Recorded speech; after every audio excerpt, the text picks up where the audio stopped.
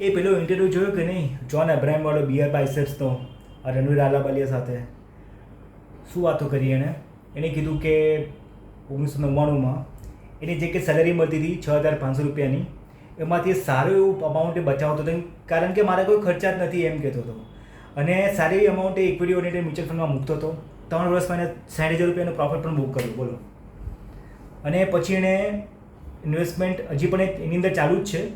અને મેં એક આર્ટિકલ વાંચ્યો livemin.com પર, 2016નો આર્ટિકલ છે, તમે અગર કહેશો તો શેર પણ કરીશ. તો મેં એને કીધું છે કે 2008માં જ્યારે લેમન બ્રધર ક્રાઇસિસ થયેલા ને, તે સમયે એનું છે ને સ્ટોક્સમાં બહુ સારું એવું ઇન્વેસ્ટમેન્ટ હતું, ડાયરેક્ટ સ્ટોક્સમાં. હવે માર્કેટ ક્રેશ થયું તો એમ કે છે કે સિચ્યુએશનમાં હું માંડ બચ્યો છું સાહેબ, નો પ્રોફિટ નો લોસ પર. એટલે કે જેટલી મુદ્દલ રકમ મૂકેલી હતી એટલી મને મળી ગઈ તે સમયે. પ્રોફિટ તો જવા દો, મને મુદ્દલ રકમ મળી ગઈ એટલે હું બચી ગયો. ત્યાંથી મને ખબર પડી કે ભાઈ મારે છે ને ડાયરેક્ટ સ્ટોક્સમાં નથી કરવું ઇન્વેસ્ટમેન્ટ.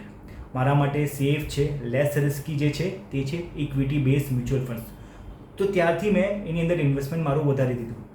ત્યાંથી પછી કરોડો રૂપિયા જે કંઈ કમાય છે ને એમાંથી મોટું પોર્શન એની અંદર મૂકે છે.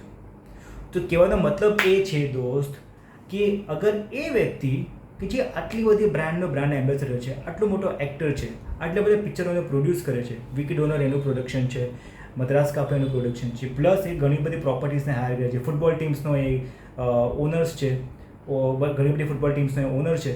તો આ બધી આટલો મોટો પોર્ટફોલિયો સંભાળતો વ્યક્તિ મ્યુચ્યુઅલ ફંડમાં પણ ઇન્વેસ્ટ કરે છે, તો તમે કેમ નથી કરી શકતા?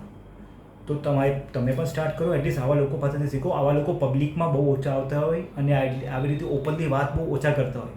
એ આવ્યો અને એણે તમને વાત કરી, તો જે કંઈ પેલા અમી છાંટણા મળે ને કોઈ સારા લોકો પાસેથી તો લઈ લેવા. જે કંઈ શીખવા મળે તે આપણા માટે સારું છે. બીજું એની પાસેથી એ પણ શીખવા જોઈએ કે એ પોતાની હેલ્થને કેટલી રીતે પ્રાયોરિટી આપે છે. તમે એક ઇન્ટરવ્યૂ પણ જોયો હશે, એની હેલ્થને તમે લાઈક એનું ફિઝિક્સ તમે સમજી શકો છો હાઉ ફિટ હી ઇઝ. એને કપિલ શર્માના એક શોમાં કીધું હતું કે એને કંઈક કેટલાક 25-26 વર્ષથી એને પેલી કાજુ કતરી પણ નથી ખાધી. હવે કાજુ કતરીનું નામ આવવાથી મોઢામાં પાણી આવી જાય, પણ એના મોઢામાંથી પાણી નથી છૂટતું. એને બહુ ક્રેવિંગ થતું હોય કોઈ વાર, પણ એ કંટ્રોલ કરી દે એવું થાય, કારણ કે એ ડિસિપ્લિન છે. તો એ ડિસિપ્લિન તમારે ઇન્વેસ્ટમેન્ટમાં પણ લાવવાની જરૂર છે. અને સક્સેસનો બહુ મોટો મંત્ર છે કે ડિસિપ્લિન. એ ડિસિપ્લિન તમને પેઇન પણ આપે છે, પણ પેઇન ઇઝ અ ગેઇન. તો એ તમારે ડિસિપ્લિન એક્શન તમારા ઇન્વેસ્ટમેન્ટમાં અને તમારી હેલ્થમાં પણ લાવવાની જરૂર છે.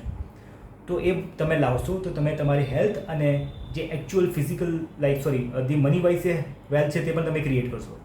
સો start doing investment today with the right approach, with the right action plan, અને ક્રિએટ યોર વેલ્થ.